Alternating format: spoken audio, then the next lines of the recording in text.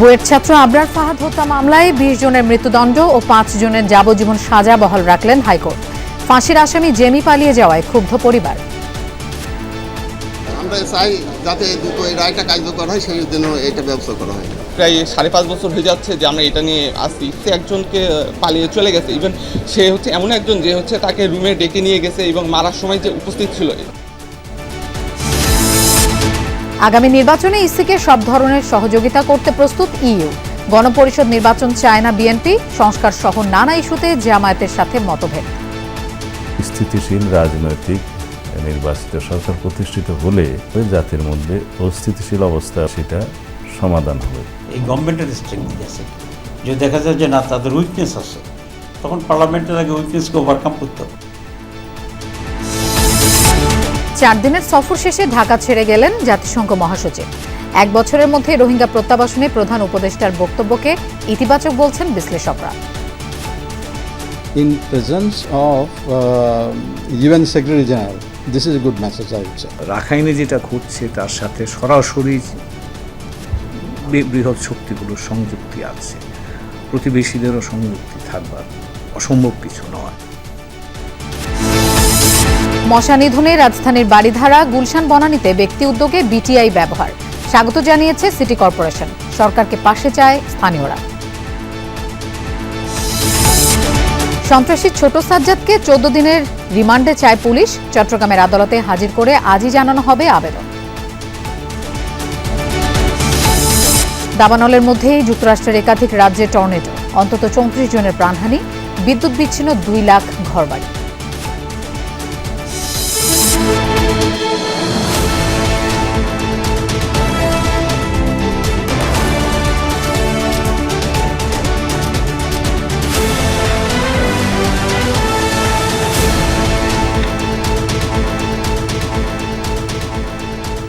শুভেচ্ছা, আমন্ত্রণ দুপুরে বাংলাদেশের আয়োজনে। আপনাদের সঙ্গে থাকছি আমি মৌসুমী আহমেদ লোপা।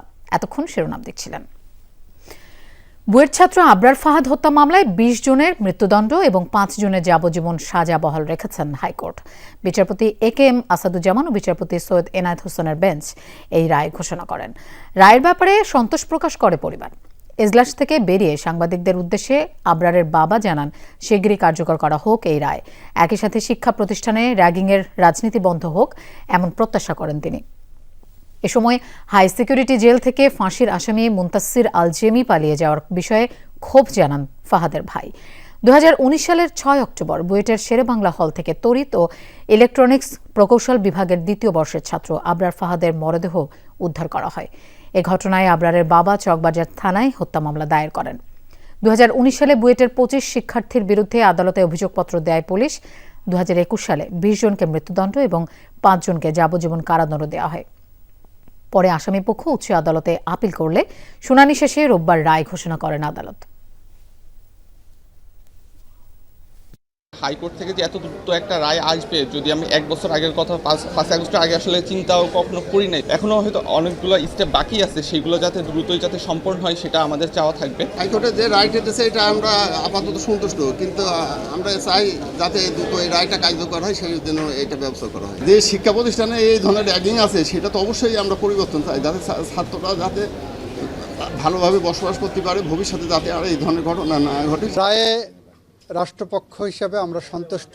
গোটা জাতি ন্যায় বিচার পেয়েছে এবং এই ধরনের রায়ের মধ্য দিয়ে একটি রাষ্ট্র এবং সমাজ ব্যবস্থায় ডিসিপ্লিন আনার জন্য, ন্যায় বিচার নিশ্চিত করার জন্য যে ধারণা, বিচার বিভাগের যে ধারণা, সেই ধারণাটা প্রতিষ্ঠিত হয়েছে। আজকে প্রদত্ত রায়ে আমি আইনজীবী হিসাবে সংক্ষুব্ধ। বিডিআর হত্যাকাণ্ডের বিস্ফোরক দ্রব্য নিয়ন্ত্রণ আইনের মামলায় 239 জন আসামির জামিন আদেশ আজ দুপুরের মধ্যে আদেশ ঘোষণার কথা। এর আগে বৃহস্পতিবার কেরানীগঞ্জের কেন্দ্রীয় কারাগারে অস্থায়ী বিশেষ আদালতে জামিনের আবেদন দাখিল করা হয়। সেই দিন আদালতে সাক্ষ্য দেন অবসরপ্রাপ্ত মেজর আবু সাইদ খান। এরপর তাকে জেরা করেন আসামি পক্ষের আইনজীবীরা। পিলখানা হত্যাকাণ্ডের মামলায় 834 জন আসামির মধ্যে এখন পর্যন্ত জামিনে মুক্তি পেয়েছেন 178 জন। নথি দাখিলে অসর্গতার কারণে জামিন বিলম্বিত হয়েছে অভিযোগ রাষ্ট্রপক্ষের আইনজীবীদের। তবে অভিযুক্ত বিডিআর সদস্যদের পরিবার ও জামিনে মুক্ত বিডিআর সদস্যরা সুবিচারের দাবি জানান। আমরা জামিনের জন্য বারবার প্রার্থনা করতেছি, জামিন পাচ্ছি না। আমরা সরকারের কাছে আবেদন জানাচ্ছি আমার ভাইকে মুক্তি দেওয়া হোক। আমার ছোট ভাই হত্যা মামলায় বেকসুর খালাস, বিস্ফোরক মামলায় কোনো জামিন পাইতেছে না। একটাই দাবি, আজকে আমাদেরকে বিডিআর জামিন দেওয়া হোক। আমি আশা করি আজকে আমাদেরকে বিডিআর জামিন, আমাদের ভাইয়েরা আবার আমাদের বুকে ফিরে যাক। আগামী নির্বাচনে অর্থ সহায়তা সহ আন্তর্জাতিক মানের নির্বাচন করতে সব ধরনের সহযোগিতা করতে চায় ইউরোপীয় ইউনিয়ন। সিএসির সাথে সাক্ষাতে কোন কোন বিষয়ে কমিশনের সহযোগিতা প্রয়োজন জানতে চেয়েছে সংস্থাটি। সকালে আগারগাঁওয়ে নির্বাচন কমিশন ভবনে প্রধান নির্বাচন কমিশনারের সাথে বৈঠক করেছেন ইউরোপীয় ইউনিয়নের রাষ্ট্রদূত মাইকেল মিলারের নেতৃত্বাধীন 5 সদস্যের প্রতিনিধি দল। বৈঠক শেষে প্রধান নির্বাচন কমিশনার বলেন, সুষ্ঠু ও আন্তর্জাতিক মানের নির্বাচন করতে বদ্ধপরিকর ইসি। নির্বাচনে প্রত্যেকে যেন সঠিকভাবে দায়িত্ব পালন করতে পারে সে পরিবেশ নিশ্চিত করবে তারা। এ সময় ইউরোপীয় ইউনিয়নের রাষ্ট্রদূত জানান, আন্তর্জাতিক মানের নির্বাচন করতে বাংলাদেশকে সব বিষয়ে সহযোগিতা করতে চায় সংস্থাটি। Tell the Chief Election Commissioner that the European Union will support the conduct of elections in this country in line with international standards. ইউএনডিপির সাথে এবং আইএফএস এর সাথে কোঅর্ডিনেট করে তারপরে আমাদেরকে সহযোগিতার হাত বাড়িয়ে দিবেন। ওনারা বলছেন যে আপনারা আরো একটু চিন্তা ভাবনা করে দেখেন যে ধরনের সাহায্য আপনাদের দরকার হবে এই ইলেকশনের জন্য আমরা করতে প্রস্তুত আছি। গণপরিষদ নির্বাচন চায় না বিএনপি সহ পুরনো অনেক দল। এমনকি এই মুহূর্তে নতুন সংবিধান প্রণয়নের প্রয়োজনীয়তাও দেখছেন না তারা। বলছেন, শক্তিশালী গণতন্ত্র প্রতিষ্ঠায় জুলাই অভ্যুত্থানকে ধারণ করে বিদ্যমান সংবিধানের সংশোধনী যথেষ্ট। সেই সাথে প্রধানমন্ত্রীর ক্ষমতা বেশি কমালে রাষ্ট্র পরিচালনায় চ্যালেঞ্জ বাড়বে বলেও আশঙ্কা তাদের। ঐকমত্য সৃষ্টি করতে গিয়ে যেন বিভেদ না বাড়ে সেদিকে সতর্ক থাকার পরামর্শ দিয়েছেন বিএনপির স্থায়ী কমিটির সদস্য সালাউদ্দিন আহমদ। সংসদ নির্বাচনের তুমুল আলোচনার মধ্যে রাজনীতিতে নতুন খোরাক গণপরিষদ ভোট। মূলত বিদ্যমান সংবিধান বাতিল করে পুনর্লিখনের প্রয়োজনীয়তা থেকেই এই আলোচনার জন্ম দিয়েছে নতুন দল জাতীয় নাগরিক পার্টি। গণপরিষদ নির্বাচনের মাধ্যমে একটি নতুন সংবিধান প্রণয়ন আমাদের অন্যতম প্রাথমিক লক্ষ্য। বিএনপি সহ বড় দলগুলো সংসদ নির্বাচনের দাবিতে মরিয়া। এই অবস্থায় গণপরিষদ নির্বাচনের যে আলাপ তাকে নেহায়েত কালক্ষেপণ হিসেবে দেখছে দলটি। এখন গণপরিষদের ধারণাকে মানতে নারাজ বৃহত্তম এই দলটি। নতুন সংবিধান গঠনের জন্য একটা নতুন রাষ্ট্রে যেখানে সংবিধান রচিত থাকে না সেই রকম একটা পরিস্থিতি কি আমাদের আছে? অবশ্যই না। তো সুতরাং তারা যেই নামেই ডাকুক, আসলে পরবর্তী সংবিধান হবে সংশোধিত, ব্যাপক হারে সংশোধিত একটি গণতান্ত্রিক সংবিধান। বিএনপির সাথে একমত পুরনো রাজনৈতিক দলগুলো। ন্যূনতম সংস্কার করে বাকি সংস্কার নির্বাচিত সংসদের হাতে রাখার পরামর্শ তাদের। কতিপয় প্রয়োজনীয় সংশোধন করবে অধ্যাদেশের মাধ্যমে, এটা বৈধ। পরে যে গভর্নমেন্ট আসছে সেই গভর্নমেন্ট এই অঙ্গীকারটা করবে রাজনৈতিক দলগুলো যে তারা যখন সরকারে আসবে তখন তারা এই অধ্যাদেশের পরিবর্তনগুলোকে পার্লামেন্টে পাশ করে দেবে। কনস্টিটিউশন দিয়ে স্বৈরতন্ত্রকে গার্ড করবো সে আসতে পারবে না, এই কনসেপ্টটি ভুল। শেখ হাসিনা এই কনস্টিটিউশনকে ব্যবহার করে যদি বলি সব রকম স্বৈরতন্ত্র করেছেন, আবার এই কনস্টিটিউশন অনুযায়ী দেশটা নিয়েছেন। বেগম জিয়া তো স্বৈরতন্ত্র হন না। বর্ষিয়ান এই রাজনীতিবিদদের মতে প্রধানমন্ত্রীর ক্ষমতা অত্যাধিক সংকুচিত করে বা আইনসভাকে দুর্বল করে রাষ্ট্রপতি, প্রধানমন্ত্রী আইনসভার ক্ষমতায় ভারসাম্য আনতে গেলে শক্তিশালী রাষ্ট্র গঠন সহজ হবে না। স্টেট অফ ইমার্জেন্সি দেওয়া যাবে কিনা, এই গভর্নমেন্টকে আমি রাখবো কিনা, কিছু কিছু জায়গাতে তার ক্ষমতা দেওয়া থাকে যেটা এই দেশে দেওয়া নেই, সেগুলো তাকে দেওয়া উচিত। বাকিটা তাকে প্রধানমন্ত্রী যেতে ক্ষমতাশালী করার কোনো আইডিয়াই হতে পারে না। অতীতের মতো যাতে কোনো সাংবিধানিক এবং সংসদীয় এখন আয়কতন্ত্রের সৃষ্টি না হয় সেই দিকটা আমরা অবশ্যই লক্ষ্য রাখব। কিন্তু তার মানে এই না যে একটি কার্যকর রাষ্ট্র পরিচালনার জন্য আমরা প্রশাসনকে অতিরিক্ত দুর্বল করব। বিএনপি নেতার অভিযোগ, জাতীয় নির্বাচনকে বিলম্বিত করতে আগে স্থানীয় নির্বাচনের কথা বলা হচ্ছে। এদিকে সংসদ নির্বাচনের আগে স্থানীয় সরকার নির্বাচনকে টেস্ট কেস হিসেবে নিতে চায় জামায়াতে ইসলামী। আর স্থানীয় সরকার নির্বাচন হ্যান্ডেল করার মতো বর্তমান পরিস্থিতি কি দেশের আছে? আমার মনে হয় সেই পরিস্থিতি এখন নেই। সুতরাং প্রথমে একটি স্থিতিশীল রাজনৈতিক নির্বাচিত সরকার প্রতিষ্ঠিত হলে যেই পরিবেশটা বিদ্যমান হবে জাতির মধ্যে অস্থিতিশীল অবস্থা এবং একটা অস্থিরতা যেটা আছে সেটা সমাধান হবে। স্থানীয় নির্বাচন করে দেখি আমাদের এনফোর্সিং অথরিটির স্ট্রেংথ কী আছে, এই গভর্নমেন্টের স্ট্রেংথ কী আছে। যদি দেখা যায় যে না তাদের উইকনেস আছে, তখন পার্লামেন্টের আগে উইকনেসকে ওভারকাম করতে হবে। শক্তিশালী গণতন্ত্র প্রতিষ্ঠায় সংস্কার কমিশনের সুপারিশ বাস্তবায়নে রাজনৈতিক দলগুলোর ঐক্যমতের উপর জোর দিচ্ছেন নেতারা। ফেসিবাদ বিরোধী এই জাতীয় ঐক্যটাকে যেন আমরা ধরে রাখি। লাভলি বিথি, যমুনা নিউজ, ঢাকা। জাতিসংঘ মহাসচিবের সামনে 1 বছরের মধ্যে রোহিঙ্গা প্রত্যাবাসনের যে কথা বলেছেন প্রধান উপদেষ্টা, তাকে ইতিবাচক হিসেবে দেখতে চান বিশ্লেষকরা। তবে ভূ রাজনীতির নানা ইস্যুকে প্রত্যাবাসন শুরুর জন্য বড় চ্যালেঞ্জ হিসেবে দেখছেন তারা। বলছেন, রোহিঙ্গাদের ভরণ পোষণের খরচ কমে যাওয়ার এই সময়ে মহাসচিবের সফর থেকে মিলতে পারে সমাধানের পথও। সেই 2017 থেকে রোহিঙ্গা সংকটে নাজেহাল বাংলাদেশ। নানা চেষ্টার পরও 8 বছরে একজনকেও ফেরানো যায়নি তাদের দেশ মিয়ানমারে। এ বাস্তবতায় জাতিসংঘ মহাসচিব অ্যান্তোনিও গুতেরেসের বাংলাদেশ সফর। তাকে নিয়ে লাখো রোহিঙ্গার সাথে ইফতার করেছেন প্রধান উপদেষ্টা ডক্টর মোহাম্মদ ইউনূস। সে সময়ই আগামী রোজা ও ঈদ ক্যাম্পের এসব রোহিঙ্গারা মাতৃভূমিতে করতে পারবেন বলে আশাবাদ জানান প্রফেসর ইউনূস। সামনের বছর ঈদের সময় যেন অনার বাড়ির মধ্যে তাই এই ইউনিটি একত্র হন এবং দাদাদারির খবরের কাছে তাইরে অনেক তার সম্বর্ধনা দেন। প্রধান উপদেষ্টার এই আশ্বাসে উচ্ছ্বসিত রোহিঙ্গারা। প্রথমবারের মতো সরকার প্রধান প্রত্যাবাসনের সময় নিয়ে কথা বলায় আশাবাদী বিশ্লেষকরাও। আশাবাদী অবশ্যই হওয়ার মতো আছে। এইরকম কথা তো আমরা বিগত 2017 থেকে এই পর্যন্ত শুনিনি। সো এই কথাগুলো যে বলছেন এবং in presence of UN secretary general, this is a good message I would say. রাখাইনে যেটা ঘটছে তার সাথে সরাসরি বৃহৎ শক্তিগুলোর সংযুক্তি আছে, প্রতিবেশীদেরও সংযুক্তি থাকবার অসম্ভব কিছু নয়। তারা এক জায়গায় হয়ে এই বিষয়টা সমাধানের জন্য উদ্যোগী হবে, ততক্ষণ পর্যন্ত আমি খুব বেশি আশাবাদী হতে চাই না, কিন্তু সতর্কভাবে আশাবাদী। শুরু করাটা গুরুত্বপূর্ণ। সেই কনটেক্সট থেকে রিপ্যাট্রিয়েশনের যে কাজগুলো এর আগেও হয়েছিল, এর পরে স্টেলমেট আমরা জানি যে সিভিল ওয়ারের কারণে আর একেবারেই সম্ভব হয়নি সেই বিষয়ে এগিয়ে নিয়ে যাওয়া। তো সেই জায়গাটা পুনরায় শুরু করার একটা অবস্থা তৈরি হওয়াটা আমার মনে হয় নেক্সট 1 বছরে খুব ভালোভাবেই সম্ভব। রোহিঙ্গা সংকটে মরার ওপর খানার ঘা হিসেবে যুক্ত হয়েছে আন্তর্জাতিক বরাদ্দ কমে যাওয়া। বিশেষ করে খাওয়ার খরচ অর্ধেক হয়ে গেলে তা কিভাবে সামলাবে বাংলাদেশ? জাতিসংঘ প্রধানের সফরে তার কি কোনো সমাধান হলো?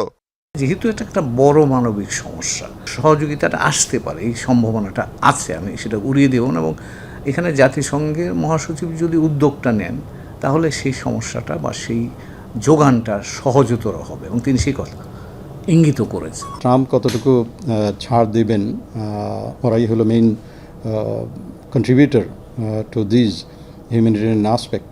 সো আমার মনে হয় যে কিছু একটা আমরা আশা করতে পারি যে 12.6 থেকে খুব বেশি যে কমবে তা না, অথবা একটা মাঝামাঝি কিছু একটা আসবে।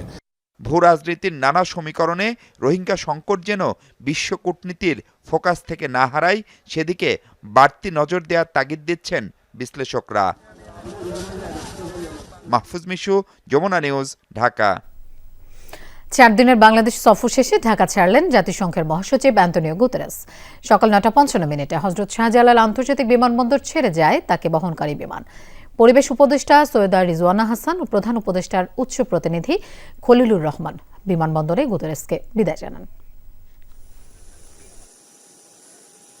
বৃহস্পতিবার বিকেলে ঢাকায় পৌঁছান জাতিসংঘ মহাসচিব অ্যান্তোনিও গুতেরেস। যোগ দেন বিভিন্ন অনুষ্ঠান আর কর্মসূচিতে। সফরের মূল লক্ষ্য ছিল রোহিঙ্গাদের প্রতি সংহতি প্রকাশ ও প্রত্যাবাসন। বাংলাদেশের চলমান সংস্কার প্রক্রিয়ায় জাতিসংঘের সহযোগিতার ক্ষেত্রগুলো বিশেষ গুরুত্ব পায়। শুক্রবার জাতিসংঘ মহাসচিব কক্সবাজারের রোহিঙ্গা শিবিরে ইফতারে অংশ নেন শরণার্থীদের সাথে। রোহিঙ্গা সংকটের দীর্ঘমেয়াদী সমাধান দেশের গণতান্ত্রিক সংস্কার প্রক্রিয়ায় গুরুত্বপূর্ণ ভূমিকা রাখতে পারে তার এই সফর। পরদিন বিভিন্ন রাজনৈতিক দল ও ঐক্যমত কমিশনের সঙ্গে বৈঠক করেন জাতিসংঘ মহাসচিব।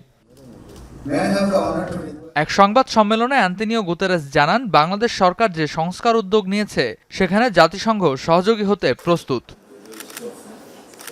4 দিনের বাংলাদেশ সফর শেষে রোববার 9:55 শাহজালাল আন্তর্জাতিক বিমানবন্দর ছেড়ে যান জাতিসংঘ মহাসচিব। এ সময় পরিবেশ উপদেষ্টা রেজওয়ানা হাসান তাকে বিদায় দেন। টেলিফোনে বিদায়ী আলাপ সারেন প্রধান উপদেষ্টা ডক্টর মোহাম্মদ ইউনূসের সাথে। রেদওয়ান আহমেদ, যমুনা নিউজ, ঢাকা।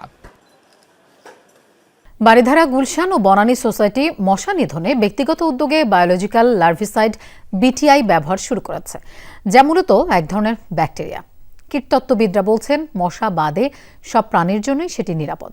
মশার খাদ্যনালীতে পচন ধরায় তাই বিশ্বে এর ব্যাপক ব্যবহার লক্ষ্য করা যায়। 2023 সালে ঢাকা উত্তর সিটি কর্পোরেশনও বিটিআই ব্যবহার শুরু করেছিল। পরে জানা যায় আমদানি করা সেই 5 টন বিটিআই ছিল নকল। এরপর দেশে আর বিটিআই ব্যবহার হয়নি। রাজধানীর বারিধারা লেকের ময়লা পানিতে জন্ম নেয়া মশায় নাকাল স্থানীয়রা। মশার উৎপাত কমাতে সিটি কর্পোরেশনের পক্ষ থেকেও নেই কার্যকর উদ্যোগ। বাধ্য হয়ে ব্যক্তিগত পর্যায়ে বায়োলজিক্যাল লার্ভিসাইড ব্যবহার শুরু করেছে গুলশান, বনানী সহ বেশ কয়েকটি সোসাইটি। 8,500 টাকায় কেনা এই আধা কেজি বায়োলজিক্যাল লার্ভিসাইড ব্যবহার করা যাবে 10,000 বর্গমিটার জলাশয়ে। ভালো কার্যকারিতা পেতে বিশেষ মেশিনে প্রচুর চাপে সেটি প্রয়োগ করতে হয় পানিতে। খাওয়ার পর 2 ঘন্টার মধ্যে মশার খাদ্যনালী পচে নষ্ট হবে, তবে ক্ষতি হয় না অন্য প্রাণীর। অনেক নিরাপদ। এই ব্যাকটেরিয়া শুধু মশাকেই মেরে ফেলবে। এটি মশার প্রজনন স্থলে হাতে ছিটিয়েও দেয়া যেতে পারে। প্রাথমিক অবস্থায় কীটতত্ত্ববিদদের তত্ত্বাবধানে ভেক্টোব্যাক WZ বা এই বায়োলজিক্যাল লার্ভিসাইড ব্যবহার করা উত্তম। যুক্তরাষ্ট্রের জাতীয় রোগ নিয়ন্ত্রক কেন্দ্র সিডিসির দেয়া তথ্য মতে বিটিআই মশার লার্ভার জীবনচক্র পূর্ণ করার আগেই মেরে ফেলে। তবে প্রাপ্তবয়স্ক মশার ক্ষেত্রে এটি কার্যকর নয়। লার্ভিসাইডটা পানিতে দিতে হবে, যেহেতু মশার লার্ভার জন্য আমরা অ্যাপ্লিকেশন করছি। আর এটা অ্যাডাল্ট মশাকেও মারে, তো সেটার জন্য আবার ওই অ্যাডাল্ট মশা খাবারের জন্য পানি থেকে খাবার খায়, মানে নোংরা পানিতে গিয়ে তারা মূলত খাবার গ্রহণ করে। তো ওই খাবারের সাথে যদি এটা ওদের পাকস্থলীতে চলে যায় তখনও মারা যেতে পারে সে। সোসাইটিগুলোর এই উদ্যোগে সরকার পাশে থাকবে প্রত্যাশা স্থানীয়দের। সংশ্লিষ্টরা জানান সিটি কর্পোরেশন এই উদ্যোগকে স্বাগত জানিয়েছে। সিটি কর্পোরেশন তো সব কাজ করতে এত বেশি আগ্রহ না, যেভাবে আমার সোসাইটি যে কাজটা আমরা হাতে নিয়েছি আমাদের রেসিডেন্টসকে সেবা করার জন্য, এই কাজটা আমরা আগে যাচ্ছে। মশা তো আসলে একটা অনেক বড় সমস্যা। সো সরকার এবং প্রাইভেট অর্গানাইজেশন একসাথে মিলে যদি আমরা সমস্যাটাকে মোকাবেলা করি তাহলে এটা সুষ্ঠুভাবে মোকাবেলা করা সম্ভব। বিশ্বে 3 দশকের বেশি সময় ধরে মশা নিয়ন্ত্রণে বিটিআই ব্যবহার হচ্ছে। বাংলাদেশে 2 বছর আগে ঢাকা উত্তর সিটি কর্পোরেশন প্রথম ব্যবহারের উদ্যোগ নেয়, তবে সে সময় নকল বিটিআই প্রয়োগ করেছিল সংস্থাটি। আল Amin Hoque Ohon, Jamuna news, Dhaka. July August গণহত্যার প্রথম মামলায় শেখ হাসিনার সঙ্গে সহযোগী আসামি হিসেবে অন্তর্ভুক্ত করা হলো সাবেক আইজিপি আব্দুল্লাহ আল মামুনকে। সেই সাথে 18 মার্চ তাকে জিজ্ঞাসাবাদের অনুমতিও দিয়েছেন ট্রাইব্যুনাল। রোববার সকালে আন্তর্জাতিক অপরাধ ট্রাইব্যুনালে হাজির করা হয় সাবেক আইজিপি আব্দুল্লাহ আল মামুনকে। এরপর শুনানিতে চিফ প্রসিকিউটর বলেন, শেখ হাসিনার কমান্ড বাস্তবায়নের ডান হাত ছিলেন সাবেক আইজিপি, এজন্য তাকে সহযোগী আসামি করা হয়েছে। এছাড়াও তিনি জানান, শেখ হাসিনার মামলার তদন্ত প্রক্রিয়া চলমান আছে, সেই সাথে দ্রুত প্রতিবেদন দাখিলের আশা করেন তিনি। এছাড়া সাভারের আসহাবুল ইয়ামিন হত্যার ঘটনায় আওয়ামী লীগ ও যুবলীগের নেতা সাইদুর রহমান সুজন, মিজানুর রহমান, জাকির হোসেনকে 18 মে ট্রাইব্যুনালে হাজিরের নির্দেশ দিয়েছেন আন্তর্জাতিক অপরাধ ট্রাইব্যুনাল। শেখ হাসিনার বিরুদ্ধে যে 2টো মামলা আছে, একটা জুলাই আগস্টের গণহত্যার ব্যাপারে আর একটা হচ্ছে গুম এবং এক্সট্রা জুডিশিয়াল কিলিংয়ের ব্যাপারে। তো প্রথম যেটা গণহত্যার মামলা, সেই মামলাতে উনি এককভাবে আসামি ছিলেন। আজকে তার সাথে ওই মামলাতে সাবেক পুলিশ মহাপরিদর্শক চৌধুরী আব্দুল্লাহ আল মামুন সাহেবকে ওই মামলাতে আসামি হিসাবে গ্রেপ্তার দেখানোর জন্য আমরা আবেদন করেছিলাম। সেই আবেদনটা আজকে মঞ্জুর হয়েছে। তিনি এই মামলায় শেখ হাসিনার সাথে সহ আসামি হিসাবে অন্তর্ভুক্ত হবেন। ঢাকায় গ্রেফতারের পর শীর্ষ সন্ত্রাসী সাজ্জাদ হোসেন ওরফে ছোট সাজ্জাদকে চট্টগ্রামে নেওয়া হয়েছে। তাকে আদালতে তোলা হবে আজ সকালে। সংবাদ সম্মেলনে সিএমপি কমিশনার হাসিব আজিজ বলেন, ছোট সাজ্জাদকে যারা বিদেশ থেকে মদত দিচ্ছে তাদের গ্রেফতারে প্রয়োজনে ইন্টারপোলের রেড নোটিশ জারি করা হবে।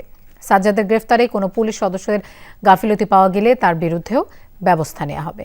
সিএমপি কমিশনার আরও জানান, ছোট সাজ্জাদের বিরুদ্ধে চট্টগ্রাম জেলা ও মহানগরীর বিভিন্ন থানায় হত্যা, চাঁদাবাজি সহ অন্তত 15টি মামলা রয়েছে।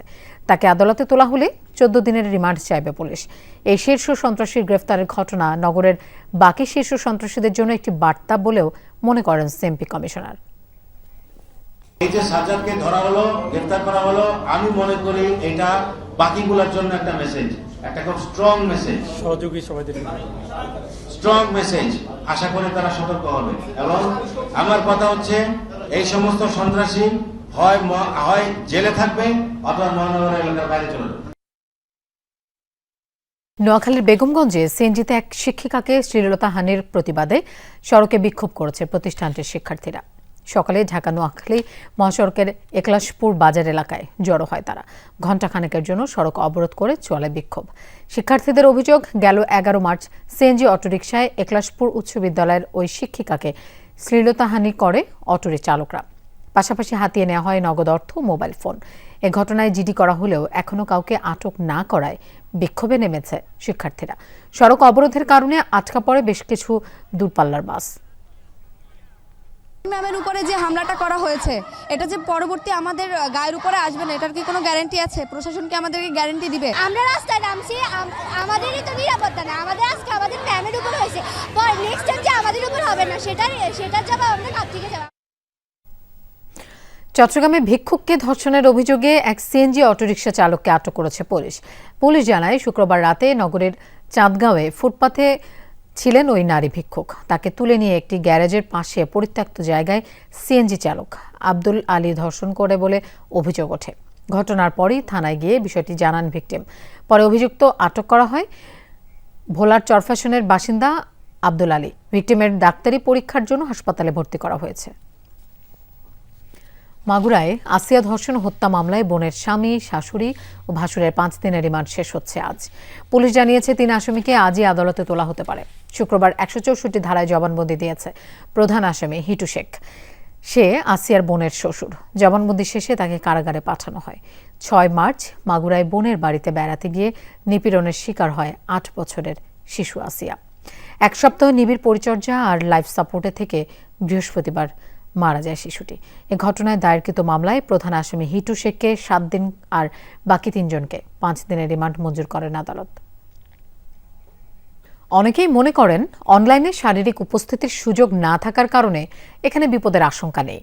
ধারণাটি ঠিক নয়। এই ডিজিটাল যুগে নারীরা প্রতিনিয়ত ডিজিটাল মব অথবা বুলিংয়ের শিকার হয়েই যাচ্ছে। সামাজিক যোগাযোগ মাধ্যমে নারীর বিভিন্ন পোস্টে অকথ্য ভাষায় কমেন্ট আর গালিগালাজ একজন নারীকে মানসিক ট্রমায় ফেলে দেয়। কয়েকজন নারীর ডিজিটাল মবের শিকারের অভিজ্ঞতা জানাচ্ছেন সহকর্মী ফারহানা ন্যান্সি। মানুষজন যখন কমেন্ট করে, তুই তো দেখতে বিশ্রী, তোকে ছেলেদের মতো লাগে, ঝাঁক ধরে কিছু মানুষ এসে একই ধরনের বাজে কমেন্ট করছে। এই কমেন্টগুলো আমার ফ্যামিলির কাছ থেকে আসতেছে, যে বাবা আমাকে স্ক্রিনশট পাঠাচ্ছে। নারীর স্বাধীনতা, অধিকার, মতামত অথবা নারীর জীবনযাত্রা বা ভালো লাগা, মন্দ লাগা কিংবা চাওয়া পাওয়া, এসব কিছুর প্রকাশেই যেন সমাজের একটি গোষ্ঠীর আপত্তি আর বিরোধিতা থাকে সামাজিক যোগাযোগ মাধ্যমে। সম্প্রতি নারীদের ডিজিটাল মবের শিকার হতে হচ্ছে অহরহ। ডিজিটাল মবে সোশ্যাল মিডিয়ায় একজন নারীর যে কোনো পোস্টে অকথ্য ভাষায় একজন মন্তব্য করলে তাকে সমর্থনে আরও অনেকে ঝাঁক বেঁধে ওই নারীকে গালিগালাজ, এমনকি প্রাণনাশের হুমকি পর্যন্ত দেয়া হচ্ছে। আমরা শুনব সমাজে প্রতিষ্ঠিত নারীর ডিজিটাল মবের শিকারের দুর্বিষহ অভিজ্ঞতা। এই যে আপনি ঠিক না লিখলেন, আপনি একটা সিদ্ধান্ত জানালেন, সেটাই তারা মেনে নিতে পারে না। তখন দেখা যায় যে আমাকে বিভিন্ন ধরনের গালিগালাজ করছে। একটা ছবি নিয়ে ওই গালিগালাজ দিয়ে বলছে যে যেরকম ট্যাগিং করে, আপনি শাহবাগী, আপনি অমুক, আপনি তমুক। পাবলিক কন্টেন্ট বানাতে গিয়ে ইনবক্সে মেরে ফেলার মতো হুমকি পেয়েছেন কন্টেন্ট ক্রিয়েটর কামরুন নাহার ডানা। একটা মেয়ে মাহরাম ছাড়া বের হলে ওকে তো রেপ করবে, এখানে তো মেয়েটারও দোষ। তো আমি যখন এটা নিয়ে লেখা শুরু করলাম, তো লেখার পরে সাথে সাথে গণহারে মানুষজন তোরাই দোজকে জ্বলবি, তোদের এটা হবে, তোদেরকে পুড়িয়ে মারা দরকার, এবং আপু আর lot of threats come to our inbox. You never know, আপনাকে কখন কেউ এসে হয়তো আপনাকে একটা ছুরি আঘাত করে গেল বা আপনাকে মেরে গেল। হয়েছেন মানসিকভাবে বিপর্যস্ত, স্বাভাবিক জীবনযাত্রাকে করেছে ব্যাহত। বেশিরভাগ ক্ষেত্রে ব্যবহার করা হয়েছে ধর্মকে। ধর্মের কথা বলছি বলেই হয়তো আমি নারীকে যে ছোট করতেছি, একটা নারীকে যে আমি হ্যারাস করছি, এটা জাস্টিফাইড। ব্যক্তিগত জীবন চর্চা থেকে শুরু করে পরিবারের সদস্যদেরও হতে হয়েছে ডিজিটাল বুলিংয়ের শিকার। আমার সোশ্যাল মিডিয়া সব প্ল্যাটফর্মগুলো আমার মা দেখাশোনা করে, সো সে অনেক বেশি হাইপার হয়ে যায় যে এটা কোন ধরনের কথা, এত তো অ্যাকসেপ্ট করা যায় না। কে কখন রেপ হয়ে যাবে, কে কখন হ্যারাসমেন্টের শিকার হবে, কে কখন বুলিংয়ের শিকার হবে, রাস্তায় কে কখন কার ওড়না টান দেওয়া হবে, এটা কিন্তু আমরা জানি না। সো সবসময় অ্যালার্ট থাকতে হয়। প্রশ্ন হলো, রাষ্ট্রের একজন নাগরিক হিসেবে রাষ্ট্রকে পাশে পেয়েছেন কতখানি? রাষ্ট্র আসলেও সত্যিকার অর্থে প্রতিকার চায় কিনা, সেই জায়গায় আমি আসলে আত্মবিশ্বাস পাই না, যে আমি রাষ্ট্রের উপর আস্থা পাই না। শাস্তি না দিলে আপনি কিভাবে বুঝবেন যে এই জিনিসটা বলা ঠিক, এই জিনিসটা ঠিক না? তার মানে রাষ্ট্র আইনগতভাবে বলে যে আমরা আসি, কিন্তু এই থাকাটা আসলে ইমপ্লিকেশনসে আমরা আসলে খুব একটা দেখি না। একজন সংবাদকর্মী হিসেবে নিজের একটি অভিজ্ঞতা দিয়ে শেষ করতে চাই। নারী ট্রাভেলারদের নিয়ে আমার করা একটি প্রতিবেদনে এত পরিমাণ গালিগালাজ আর আমার পরিবার নিয়ে বুলিং করা হয়েছিল যে আপনাদের ভাষায় প্রকাশ করতে পারছি না। দর্শক, যে গণমাধ্যম সমাজে সবার অধিকারের কথা বলে, সেখানেও নারীর ডিজিটাল মবে ছাড় নেই। তবে থেমে থাকলে হবে না, করতে হবে প্রতিবাদ বলিষ্ঠ উচ্চারণে, এত উচ্চস্বরে যেন রাষ্ট্রের টনক নড়ে। ফারহানা ন্যান্সি, যমুনা নিউজ, ঢাকা। 6টি মেডিকেল কলেজ বন্ধের নীতিগত সিদ্ধান্তের প্রতিবাদে হবিগঞ্জে ও নীলফামারীতে আন্দোলন করেছে স্থানীয়রা। দুপুরে ঢাকা সিলেট মহাসড়কের হবিগঞ্জের শায়েস্তাগঞ্জ অবরোধ করে সম্মিলিত নাগরিক সমাজ ও মেডিকেল কলেজের শিক্ষার্থীরা বিক্ষোভ করে। তারা বলেন, মেডিকেল কলেজের শিক্ষক ও ইন্টার্ন চিকিৎসকরা হাসপাতালে স্বাস্থ্যসেবা নিশ্চিতেও কাজ করেন, তাই কলেজটি শুধু শিক্ষার জন্য নয়, এই অঞ্চলের সুচিকিৎসা নিশ্চিতের জন্য প্রয়োজন। রমজানের দুর্ভোগ বিবেচনায় 1.5 ঘণ্টা পর অবরোধ তুলে নেন তারা। নীলফামারীর চৌরঙ্গীর মোড়ে মেডিকেল কলেজ বন্ধের সিদ্ধান্তের প্রতিবাদে আন্দোলন করেছে শিক্ষার্থী ও স্থানীয়রা। ইতালির ভিসা জটিলতা নিরসনে অন্তর্বর্তী সরকারের প্রধান উপদেষ্টা ডক্টর মোহাম্মদ ইউনূসকে এগিয়ে আসার আহ্বান জানিয়েছেন ইতালি প্রবাসীরা। সকালে জাতীয় প্রেস ক্লাবে ইতালি এম্বাসিতে ওয়ার্ক পারমিট জমা দিয়ে দীর্ঘ 1.5 থেকে 2 বছর অপেক্ষার পরও ভিসা না পেয়ে সংবাদ সম্মেলন করেন ভিসা প্রত্যাশীরা। বক্তারা বলেন, ইতালির ভিসা প্রত্যাশী লক্ষাধিক ভুক্তভোগী ও তাদের পরিবার অন্তর্বর্তী সরকার প্রধানের দিকে তাকিয়ে আছেন। ভিসা জটিলতা নিরসনে দ্রুত পদক্ষেপ না নেওয়া হলে ঈদের পর 60,000 ভুক্তভোগী একসাথে রাস্তায় নামবে। প্রয়োজনে রেমিটেন্স বন্ধ করে দেওয়ারও হুঁশিয়ারি দেন বিক্ষোভকারীরা। 18 মার্চ থেকে জুলাই বিপ্লবের শহীদ ও আহত পরিবারের পাশে দাঁড়াবে জিয়াউর রহমান ফাউন্ডেশন। সকালে জাতীয় প্রেস ক্লাবে জুলাই বিপ্লবে শহীদ ও আহত পরিবারের পাশে জিয়াউর রহমান ফাউন্ডেশনের এক সংবাদ সম্মেলনে একথা জানানো হয়। এ সময় বক্তারা বলেন, 18 মার্চ ঢাকায় হাসপাতালে অবস্থানরত আহত যোদ্ধাদের ইফতার পাঠানো হবে। এছাড়া 18 মার্চ থেকে সারা দেশে আহতদের ইফতার পাঠানো হবে। এছাড়া শহীদ পরিবারের সদস্যদের ঈদ উপহার পাঠানো হবে জিয়াউর রহমান ফাউন্ডেশনের পক্ষ থেকে। জুলাই আন্দোলনে আহত শহীদ পরিবারের সাথে ঈদের আনন্দ ভাগাভাগি করতেই এই উদ্যোগ নেওয়া হয়েছে। 18 তারিখ থেকে আমরা সারা বাংলাদেশ ব্যাপী প্রত্যেকটা জেলায়, প্রত্যেকটা উপজেলায় যারা নিহত হয়েছেন তাদের ঠিকানা আমরা আমাদের বের করেছি এবং আমরা চেষ্টা করছি যে প্রত্যেকটা বাসাতে, প্রত্যেকটা পরিবারের পাশে গিয়ে দাঁড়িয়ে ঈদের এই যে আমাদের ঈদের যে গিফট সেটা তাদের কাছে পৌঁছে দেওয়ার জন্য। তো আমাদের প্রোগ্রামে 2টা পার্ট, একটা হচ্ছে যারা আহত তাদের গিফটটা পৌঁছানো এবং যারা নিহত তাদের বাসায় ঈদের এই গিফটটা পৌঁছে দেওয়া।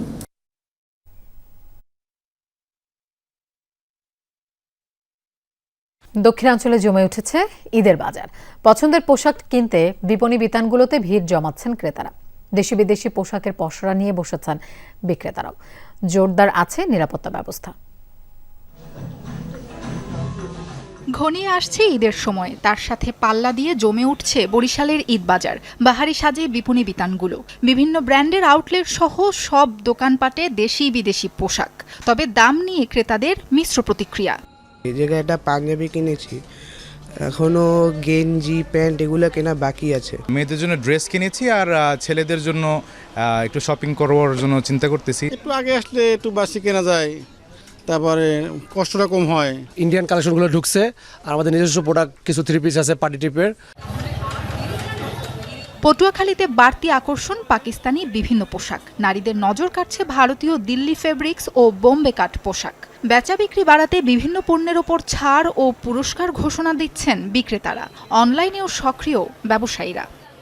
মালামাল নতুন নতুন আসছে কিন্তু প্রাইস অনেক বেশি, বুঝতে পারছি না যে দেশের পরিস্থিতি এই জন্য প্রাইসটা অনেক বেশি। 1000 টাকার একটি পণ্য কিনলে সাথে একটা ফ্রি কুপন থাকবে, যার প্রথম পুরস্কার একটি স্মার্টফোন, দ্বিতীয় পুরস্কার একটি ডিনার সেট, তৃতীয় পুরস্কার একটি বাটন ফোন। আরো আকর্ষণীয় 7টা পুরস্কার আছে আমাদের কাছে। নতুন কালেকশন আছে জিমি চু, পাকিস্তানি তাওয়াক্কাল, দিল্লি বুটিক্স। পাকিস্তানিটা এবার মানুষের চাহিদা বেশি।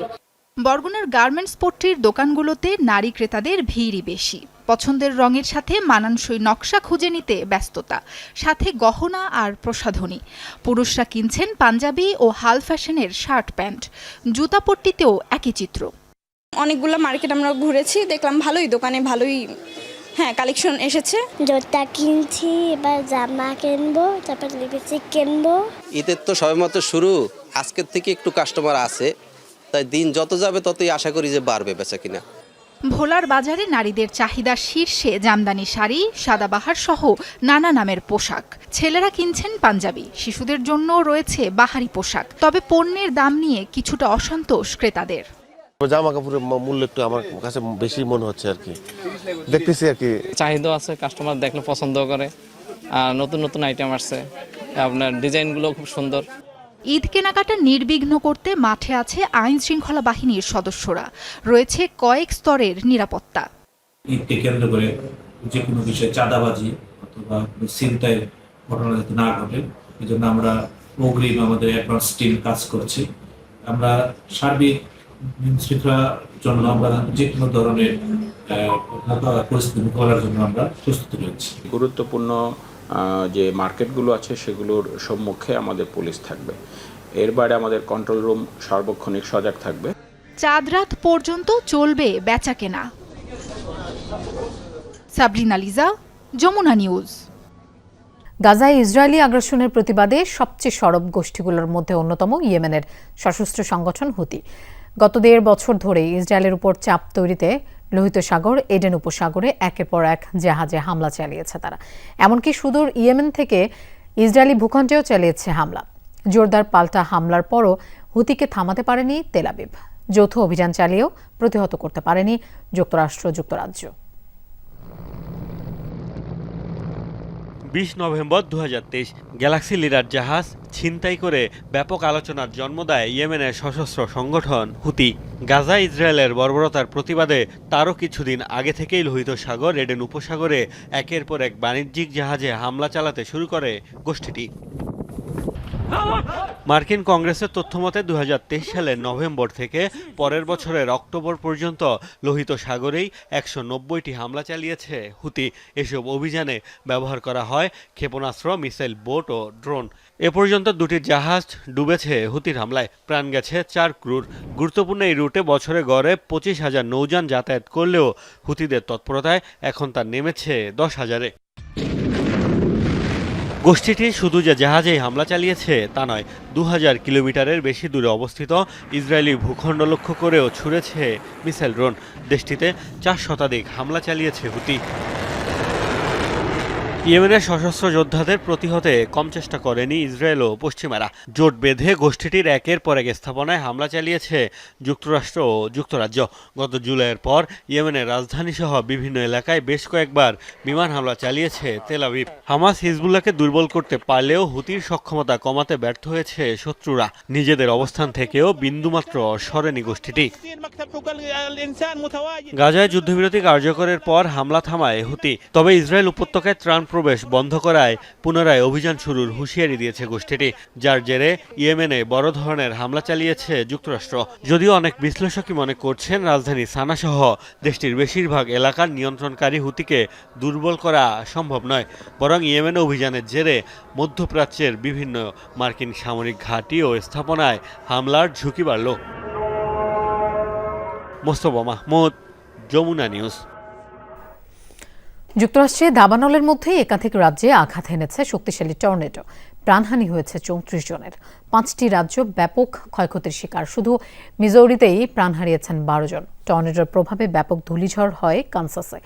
রাজ্যটির হাইওয়েতে একযোগে দুর্ঘটনার কবলে পড়ে অর্ধশতাধিক গাড়ি। নিহত হয় কমপক্ষে 8 জন। বিভিন্ন রাজ্যে আহত বহু মানুষ। বিধ্বস্ত ও ক্ষতিগ্রস্ত অনেক বাড়িঘর, স্থাপনা।